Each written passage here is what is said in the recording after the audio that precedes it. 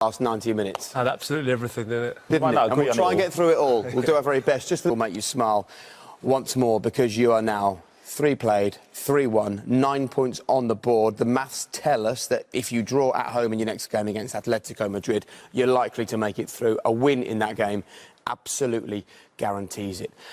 Wow, so Darren said breathe. It's been an amazing breathless night, actually, right across Europe. Plans for 10:30 this evening, because from 10:30 we are going to bring you all of the action from the Champions League this evening, and it's 35 goals that have been scored, including Manchester City scoring 5, PSG and Leipzig sharing 5, the amazing scenes we've just seen in Liverpool this evening. Sporting also picked up a win, beating Besiktas this evening. Sheriff, who started so well in the Champions League so far this season, they suffered defeat this evening. Real Madrid, though, 5-0 winners against Shakhtar. Oh, what a night, what a game we had. Have you caught your breath now? Yeah, I have now, to be fair. It was, like I said, it was had everything, both games, exciting to watch, and just a great example of what the Champions League can bring. It was interesting seeing Kieran Trippier chatting to some of his mates on the field at the end there. All 3 of them were sort of shaking their heads. Does it sometimes feel in a game like that, even as a player, you're not really sure what's gone on? There's been so much happening. There's some of it, I think you're so caught up in the game that you forget, you know, the VAR moments, you know, penalties, sendings off, all the goals we had. There was so much drama and not even a handshake at the end of it. Yeah, what do you think of that? I mean, that's just, it's uncool, isn't it? Regardless of what's gone on. You know what, I've got to respect him so much as a manager, Simeone, but I just think during the game, you know, winding the crowd up, winding the players up, I understand it, but then not shaking hands at the end, I just think he lets himself down. Yeah, I'm the same. I think it's petty. I think he handled himself well yesterday in regards to the remarks Jurgen Klopp made before the game. He didn't seem fazed by it, but then to not shake his hand and then to run off up the tunnel is a bit cowardly, in my opinion. Listen, we're not making excuses for him, because it isn't a good move at any time, but he is going to be an absolute ball of frustration right now. So many things annoyed him this evening. One of the big ones will be when you're trying to take a player off and for 6 minutes your substitute is standing on the side of the pitch. You don't get a chance to take the player off, and then that player does something as daft as this to concede a penalty. Yeah, like you say, 6 minutes, he was losing the plot about getting them on. He was asking his players to kick the ball off. And then Hermoso goes and has a rush of blood and, you know, takes Jota out, and it was a ridiculous decision to earn himself a penalty, and it was a sort of get out of jail free card, really, just to complete. The ball lands to Trent Alexander-Arnold, and it's an up and under, hopeful ball, really, and you get it. I mean, they were doing it all evening, really, outside the box. Look at this angle there. But to do this inside the box, it's, you know, you look straight at Jota, but in the era of VAR, it's even more ridiculous. You're never going to get away with that. No, then to contest it is crazy. Again, great penalty from Salah, but yeah, the decision to make that challenge was stupid, and he may have thought he was outside the box, that he was trying to stop play to get himself off, but in regards to the outcome, Mo Salah, the coolest man. And just touching on the penalty, that's a big moment in a high-pressure game. I think sometimes we just expect Salah to finish them, but I think we have to understand the pressure of that moment. For him just to slot it home so cool, he just knew it was going to happen. He's got form taking penalties at that end of that stadium as well, don't forget. Just a quick line on Liverpool generally. That's now 21 games unbeaten for them. That now matches a record going back to 1989, and this is a team on the most incredible form now. Yeah, they found their rhythm back this year, whether it's player personnel back in the team, but they all seem to be in sync. Again, the performance tonight wasn't as what we've seen in recent weeks of Liverpool, but the result was key.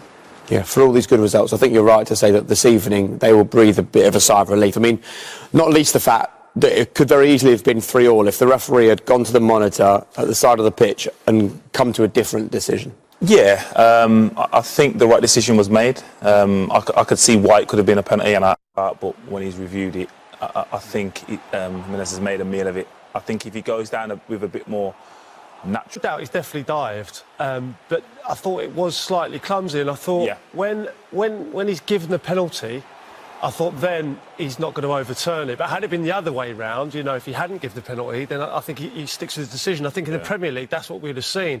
But for him to overturn it, fair play to him in that stadium, you know, under that kind of pressure, he made the decision and stuck to it. And there is an element, I think, that as soon as the VAR officials ask him to go and have a look at it, they're kind of basically saying something's not quite right here, which impacts, I think, the decision he makes, even though we all think that perhaps he got the right one. Yeah, I think we we agree with that process in the Premier League, but in Europe we've seen it's kind of taken into the referee's hands. I think they're made clear that there may be a mistake, go and review it and come to your own conclusion. I don't think that's the case in the Premier League. I think it's kind of, you made a mistake, let's change that decision. You've got to be careful, though. I mean, Peter Walton was watching it and he said, you know, there is the slightest bit of contact, but contact's that's contact. the thing. There's no doubt that he makes the most of the of the push. He's gone over easy, but you know he's going to do that.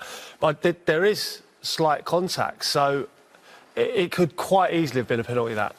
But in many ways, this is what the pitch sub monitor is there for. It allows the referee to see something that he can't see in real time. Yeah, and I think he's just seen not naturally, so I think that's kind of tweaked it in Liverpool's favour. I think, as I said, if he just falls and collapses rather than spins and goes down with a bit more, less theatrical. For him at the end there, and I just thought that, I mean, it could have gone either way. I think for him to overturn it was a big call from the referee. Fair play to him. Particularly when you've got Diego Simeone about 10 yards away, staring at you. Tens of thousands of people in the stadium saying, don't do it. So, fair play, Daniel Siebert. That's strong decision from the referee, as I said, and I think it was the right one. Strong decision from the ref. Strong start by Liverpool. This almost feels like a start, wasn't it? Summed up by Mo Salah. Quick feet again. You just thought it was going to be an easy day. Here he is, skipping past 2 or 3, doing what he's been doing all season. Took a slight deflection. We thought it was Milner at first, but we can see from this angle it was quite clearly Kondogbia who gets the final touch. But I think that'll go down to Salah's goal. So 9 in 9 for him. It was a perfect start. And this wasn't a bad finish. Yeah, it's one of them ones that you attempt in training and then it goes in. It's one of them great strikes. But yeah, we've seen him do it a few weeks ago in the Premier League, so you know he's capable of that. But it's a poor clearance, isn't it? Poor clearance by Felipe, but a tremendous finish from Keita. So a good start, 2 goals up, looking good. Then this happens, and as far as we're, you know, it was all going according to plan, but he got done for both goals, Keita, and then got dragged at half time. And I thought, if you look at both of the goals, which we'll see in a minute, he was disappointing on them. Yeah, and we've mentioned how good their unbeaten run is. You know that in the 7 away games they've played so far this season, they've scored at least 3 in every single game. Yeah, it's an incredible record. I mean, they're back to the year they won the title and they were blue teams away. They're back to that form. Yeah. OK, let's go through the contentious moment then where there was a goal scored, it stood for Atletico, and we were questioning it in here. Peter Walton had a slightly different opinion of it. Peter, I think maybe the best thing is for us to watch it through and maybe for you just to talk us through from a referee's perspective why you feel the right decision was made here, taking into account the laws of the game. Yeah, well, we can see it when it's played here. The laws are quite specific. There's 3 points that make a player offside. The moment the ball's kicked, Lamar is always in an offside position, as you can see here when the ball's crossed through. He's offside position. The actual offence occurs if he attempts to play the ball or he actually plays the ball, which he does neither. And the most contentious one is, does he impede his opponent from playing the ball? And that's the one we decided